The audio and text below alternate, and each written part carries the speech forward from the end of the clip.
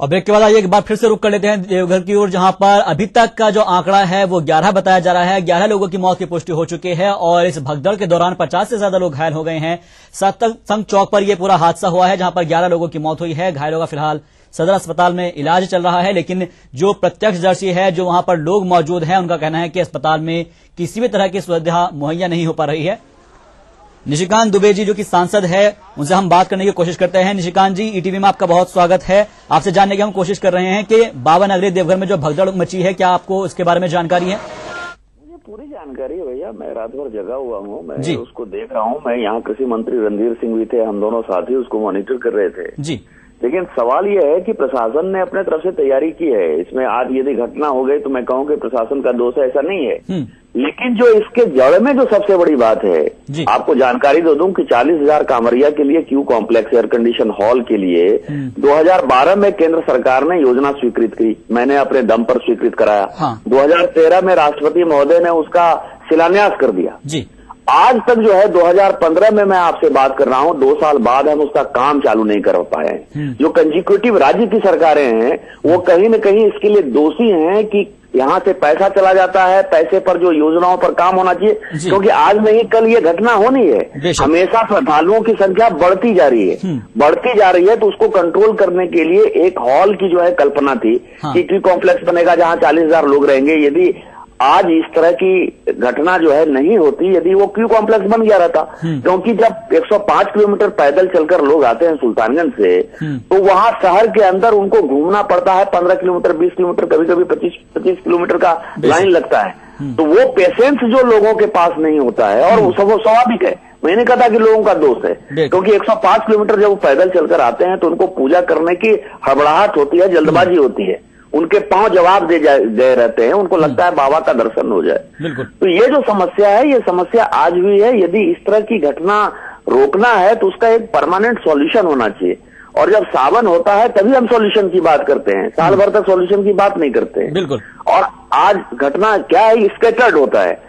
15-20 kilometre आप समझिए कि जब लाइन आप लगाएंगे तो 20 किलोमीटर 25 किलोमीटर लाइन को कंट्रोल करना ऐसे भी मुश्किल की बात है। सुबह सुबह श्रद्धालुओं को लगता है कि 4 बजे सुबह ही बाबा का पूजा करा दे, और आज इसी तरह की घटना हुई।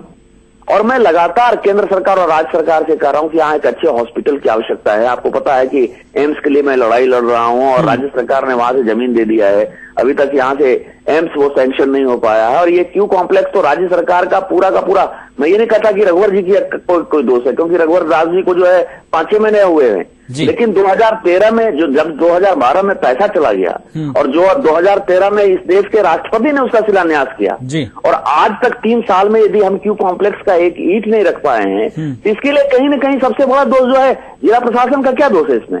दोष तो ये है कि जो वहां सीधे तौर पर आप इसमें किसको दोषी मान रहे हैं फिर?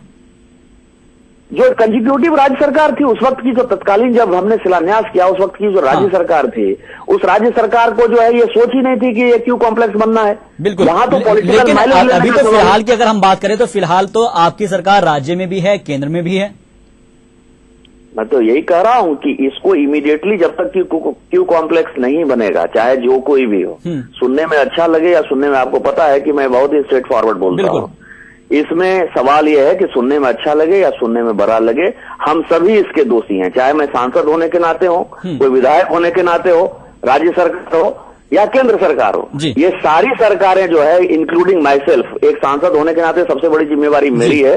मैं ही अपने आप को सबसे बड़ा दोषी मानता हूं। और आपको जानकारी दे दूं, ये वीआईपी की जो बात चलती है, 6 साल हो गए हैं मुझे सांसद बने हुए, मैंने आज तक कभी भी पूजा नहीं किया है, या मेरे परिवार ने पूजा नहीं किया है। चलिए वो तो अलग बात है, लेकिन हम आपसे ये जानने की कोशिश कर रहे हैं कि अभी फिलहाल क्या कुछ किया जा सकता है। क्या आप इस मुद्दे को सदन में उठाएंगे?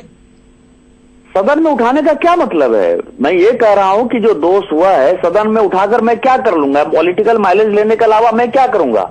उसका परमानेंट व्यवस्था कैसे होगा? परमानेंट व्यवस्था तो चलिएगा, वो राजनीतिक पहलू है। अगर फिलहाल की बात करें तो फिलहाल क्या कुछ करवा सकते हैं, क्योंकि प्रशासनिक अमला वहां पर पूरी तरह से मुस्तैद नहीं बताया जा रहा है। जो लोग हैं उनके अंदर आक्रोश है, उनको दवाइयां नहीं मिल पा रही है।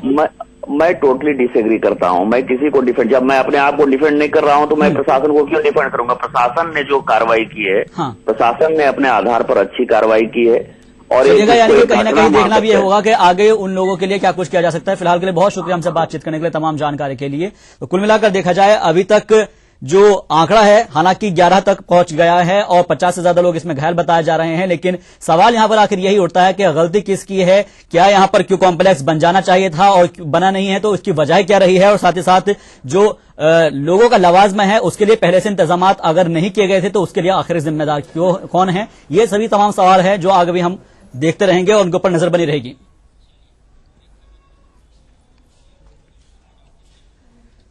यहां एक छोटे से ब्रेक के लिए फौरन हाजिर होंगे।